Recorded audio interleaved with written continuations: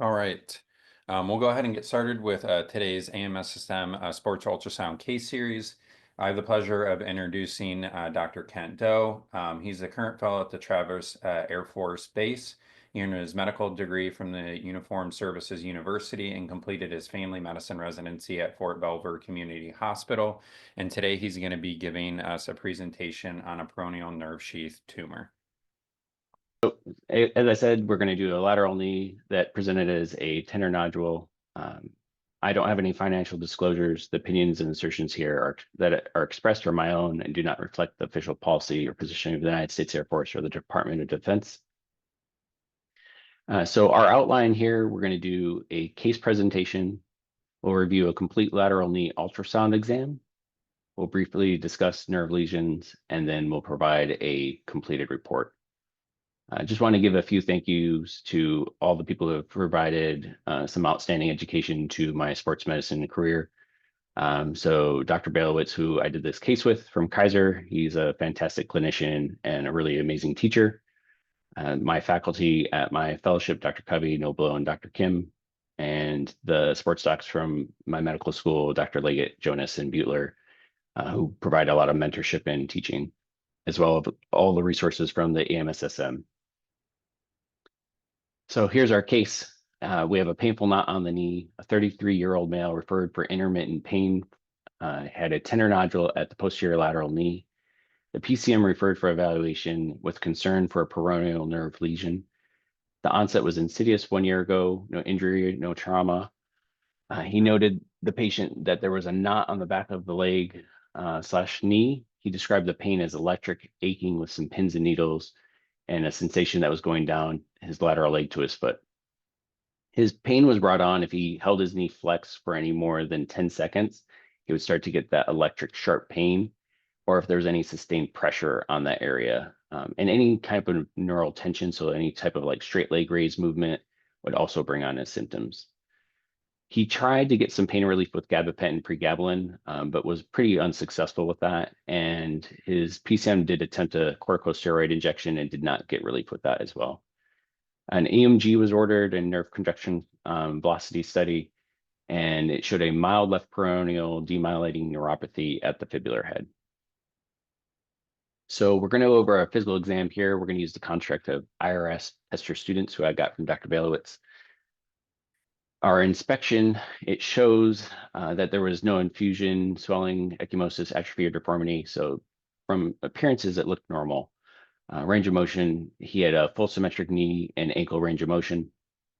The strength was also symmetric and full for the knee, ankles, and toes. Of note, though, sensation was diminished to light touch at the dorsum of the left foot, but normal within the second web space. On palpation, there was a palpable tender nodule distal to the fibular head. And then when you tapped on that area or just above it with the Tinel's, there was a reproduction of his symptoms at the common peroneal nerve. So even though we're very specifically concerned about a nerve lesion, it's good to always keep a broad differential. So with this, we do suspect a nerve lesion, so some type of probably neurofibroma or schwannoma. But we should be looking when we're doing our ultrasound for other types of things that could be providing compression, such as a ganglion cyst, lipoma, or sarcoma.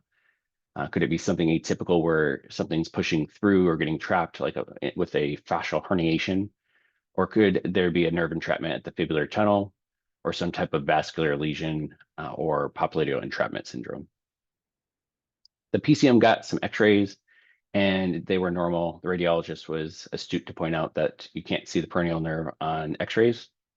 So a MRI was obtained and it was of the knee. So you can see that the knee doesn't really go past the fibular head.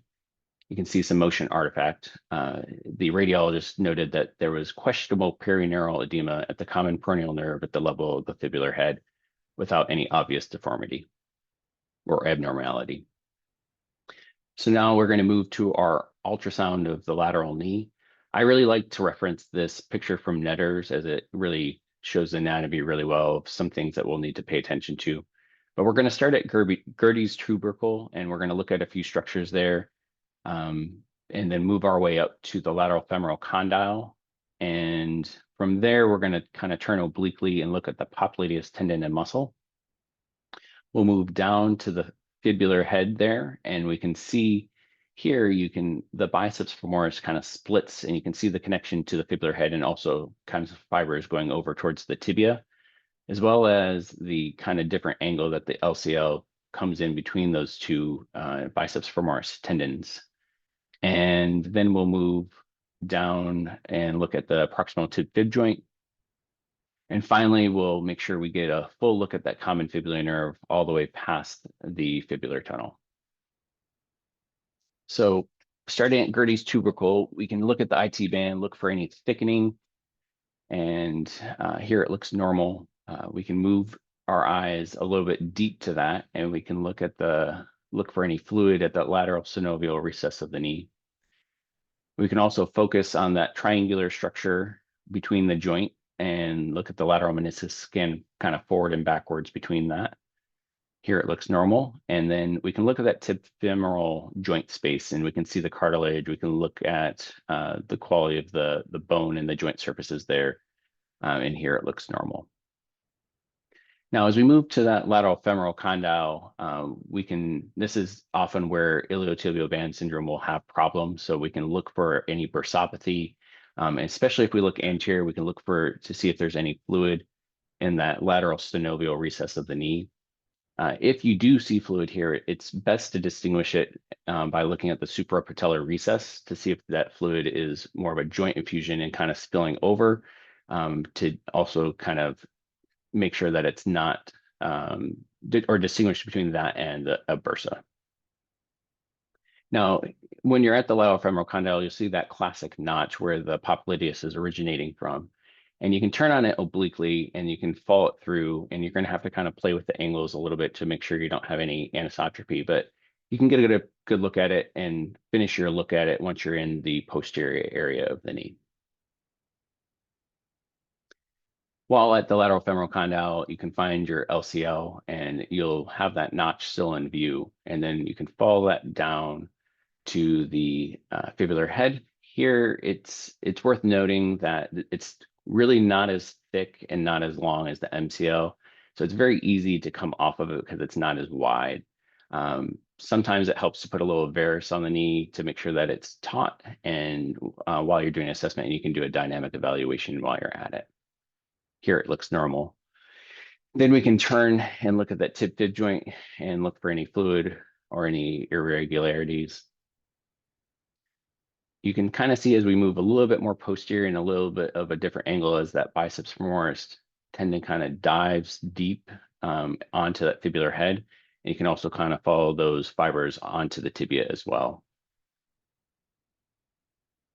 So we're going to do a assessment in short axis of the biceps femoris muscle, and we'll keep it in the center of our screen. We'll follow that down and watch the tendon attached to the fibular head. And then we will do the same thing and find that common fibular nerve as it branches off of the sciatic nerve, and it rides kind of behind that biceps femoris to stay protected. And you can see the tibial nerve moving off to the right there. Here we've got a static image of the common fibular nerve at the fibular tunnel. So you can see kind of center left, that fibula, center right, you can see highlighted the common fibular nerve. Doesn't look abnormal in this region. And so if you were doing your lateral knee evaluation, usually you would stop there, but our area of concern is a little bit more distal.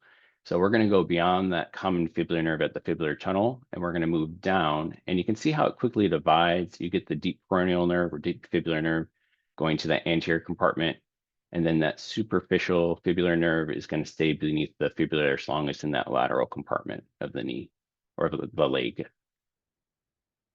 So here we're going to follow it down, and we're going to watch that common fibular nerve quickly turn into a well-circumscribed hypoechoic mass.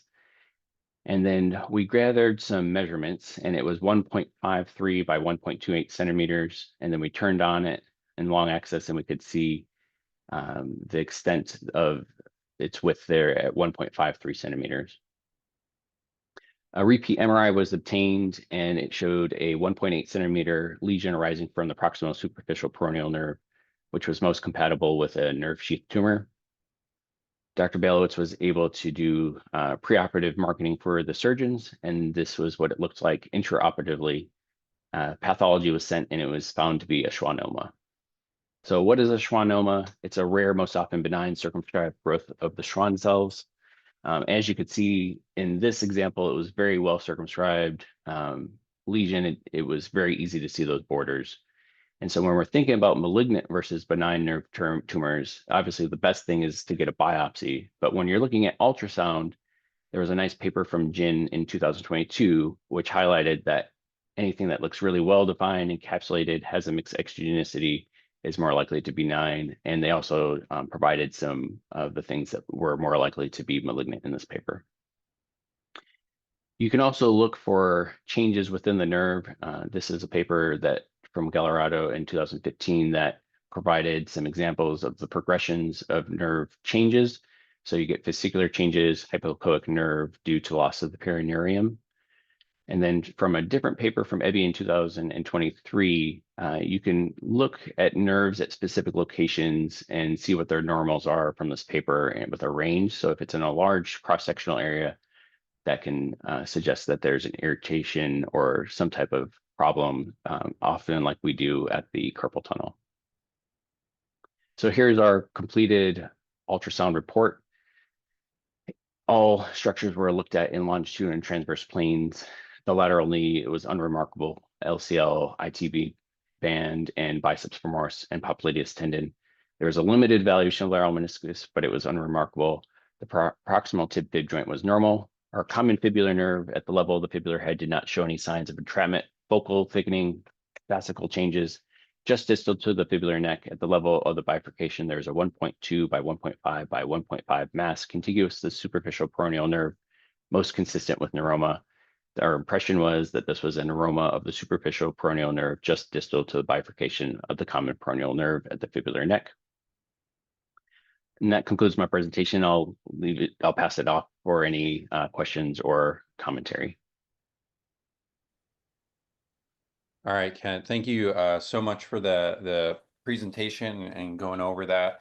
I'll open up for any kind of questions or comments just to begin with. Otherwise, just have a few thoughts for, I think, scanning this region and just taking a look at the common peroneal nerve. I think initially it seems like it would be very easy to scan this nerve, but I think typically once it kind of gets towards that fibular head, especially just with the variations of the common peroneal nerve bifurcation, it can be a little bit difficult. And I think that's where a lot of, trainees will start, trying to look at the common peroneal nerve. And that's where I think you can fall into some difficulty finding it. So I always find it helpful to go proximally, kind of as you had shown with your video, to go up to the sciatic nerve and to the posterior thigh. And then that way you can scan it from that region and see then the bifurcation into the tibial, then the common peroneal nerve at that location. Because once again, when you get close to the fibular head there, you can have variations in the bifurcation, and sometimes it can be much more difficult to evaluate. The other key thing, as you had always mentioned, is noting that the common peroneal nerve is usually always just posterior to that biceps femoris muscle and tendon. And so that's always another easy place to go ahead and find this before you get down to the fibular head region. As far as then kind of the pathology, in this case, I think the keys for these nerve sheath tumors, especially these schwannomas, is just going to be continuity, obviously, of that mass with the nerve, which you showed clearly, in your pictures. Otherwise, if you're not seeing continuity, that's where you kind of go into that other differential, diagnosis in that area. But then that's key to go ahead and look at these masses in two orthogonal views, as you had done both that short and long axis. And I find that long axis is then really key, especially for these, to go ahead and see the continuity in this area. Other thing sometimes that you can add in for these scans as well too, you had mentioned some of the features that can help to differentiate benign versus malignant tumors would be just also looking at color Doppler and vascularity. And a lot of the time these nerve sheath tumors can have increased vascularity to that area.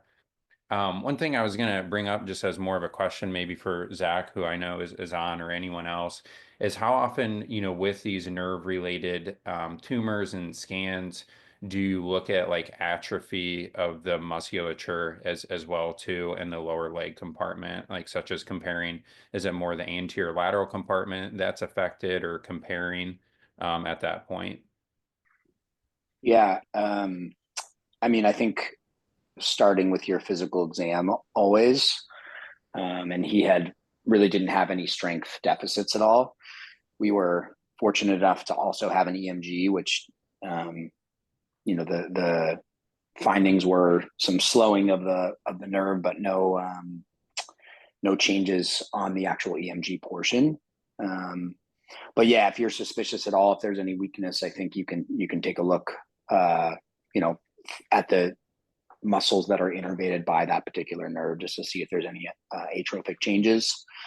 And it can be really helpful, like in a case like this, where you'd be able to compare the anterior compartment to the lateral compartment, just because this one involved only the superficial peroneal nerve. So it would be a nice option there. But in this case, we didn't have to do that just because of his exam and the EMG Yeah. findings.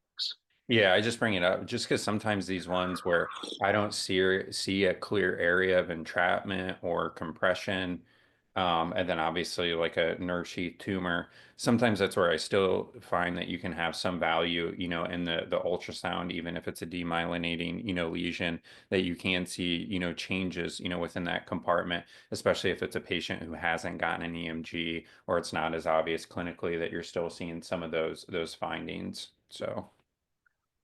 Hi, this is Doug Hoffman. Great presentation, Kent. Really well done. Just to dovetail on your comments, Stephen and Zach, when pretty much routinely when I'm evaluating a nerve, the muscle goes along with that, just like electrodiagnostic studies. So in all regions of the body, if we're asked to evaluate a nerve, the muscle or muscles are part of our protocol. The other key learning point, I think, for this case is just, if you're ordering an MRI, if you're worried about some sort of peripheral nerve lesion, make sure that you specify in the radiology request the location where you're worried about. Because in this case, the patient had an MRI, and had it gone distally enough at the beginning, the diagnosis would have been made much sooner. But unfortunately, because of the location of it, a general knee MRI didn't cover that region. And so, as soon as we scan, I mean, the scan of the nerve takes 10 seconds to see this lesion when it's this obvious, and made the MRI, a very valuable tool for the surgeon. But we just needed to order the proper location. So make sure you specify when you make those MRI requests, so that you get the area of interest. I had a Yeah. couple other comments. In general. So we've actually kind of changed our protocol for evaluating the fibular nerve. We do a fair amount of these. Oftentimes, patients are referred by physiatry or neurology having an abnormal electrodiagnostic studies. And then the next test, often they order an ultrasound. And we've converted our protocol to match this new nerve code that's out there. So we used to do a lateral knee protocol very similar to the one you just presented, Kent, and include, I mean, you stepwise in a stepwise fashion, went from anterior to posterior, starting at the distal IT band and worked your way back. And that's exactly what we did. And we will still include those structures if pertinent, but we've changed over to this nerve code. And so really our protocol, I always start with just one view of the anterior knee, which you alluded to, Kent, where I just want to know if there's a joint of fusion or not, because that's probably may influence my thought process. But then we start at the sciatic nerve, somewhere in the posterior thigh region, and to scan the sciatic nerve down. And the reason why we do this is I've now seen a couple lesions of the sciatic nerve unexpectedly, such as a nerve sheath tumor. And I don't know how many I've missed because I haven't done that. And then we go to the bifurcation and then follow the common fibular nerve from its bifurcation, just exactly as you talked about. in addition to our protocol, you mentioned the proximal tib-fib joint, and I pay particular attention to the proximal tib-fib joint because oftentimes small ganglion cyst or unrecognized degenerative changes on radiographs can be a culprit with common fibular nerve entrapment. And then I have found that probably the most important thing for me in distinguishing whether a hypoechoic mass is a nerve sheath tumor, and particularly a schwannoma, was really carefully follow the short axis proximal to distal cineclip and actually see if you can see one of a peripheral nerve fascicle become enlarged. And I would say about half the time I can, I bet with your proximal to distal short axis cineclip, which is really nicely done.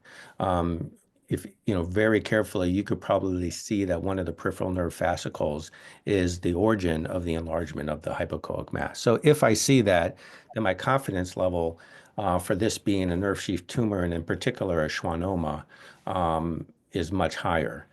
The mass itself is fairly non-specific in terms of, I thought it was a fairly homogeneous, encapsulated hypoechoic mass.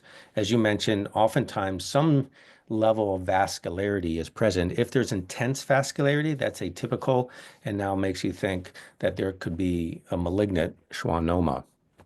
Also, in your image, you have posterior acoustic enhancement, which is another feature of a schwannoma that's not always present in the differential of hypoechoic masses. So the fact that there was some acoustic enhancement, again, is not very specific, but now it's another check on the list. And so between, just the echo texture, homogeneous versus heterogeneous, posterior acoustic enhancement, vascularity, location. All those things are relatively nonspecific where schwannomas are in the differential. But now, if you can specifically see a peripheral nerve, nerve fiber enlarged, and then a schwannoma goes to the top of my list. And then just other, there's some literature about what do you call abnormal in a common fibular nerve. And there's a couple clues out there, but for me at least, I don't have something definitive. But there was a paper I recall out of Martinoli's group that talked about fascicular enlargement being important, even if the overall size of the nerve was not significantly enlarged. And you had that on your proximal to distal sweep, is that you had some asymmetric fascicular enlargement. The size of the nerve, I mean, we measure nerves, and again, there's been some measurements on this nerve, and we typically use somewhere around 12 or 13. Again, we're playing a balancing act between specificity and sensitivity. So we do measure it. More importantly, I compare it to the other side, and I try to find either bony or soft tissue landmarks, so I'm measuring the nerve exactly at the same place and the same angle of the probe. So that's something else we include in it, but not necessarily, completely just hang our hat. Hey, Doug, thanks for those comments. This is Brennan Betcher. Kent, great work on this, and Zach, great case. I think, Doug, I didn't hear one thing that you'll oftentimes look for with like a schwannoma versus like a neurofibroma, for example, is that transition. And so the schwannomas tend to have like a really well-defined transition from, mass to nerve, versus like a neurofibroma is more of an infiltrative process. And so you don't get that clean transition on the front end. So the long picture, Kent, you had of this nerve lesion, you could see it really looks like, there's a grate kind of sitting inside of a nerve with some, nerve fibers running over the top and some on the bottom and around the sides. But you see that nice clear like start and stop point of the tumor. So once you pull it up here, so you see that end in that beginning, and you don't see that like tapered elongation into the remainder of the nerve proximally and distally. And so that tends to help make me a little bit more confident about this as well. And then Doug, one thing you kind of alluded to, but I don't know fully mentioned is the ganglion cysts from the tib-fib joint tend to be intraneural ganglion cysts, not extraneural ganglion cysts. So the ganglion actually follows the articular branch of the common fibular nerve from the tib-fib joint down into the nerve. So you see that that cystic structure essentially extending from the joint to the nerve, and that extends in continuity with the nerve lesion. And so looking for those tib-fib ganglion cysts are really important because they tend to ligate that articular branch from a surgical treatment standpoint. Otherwise, it's a great case. Yeah, good comment.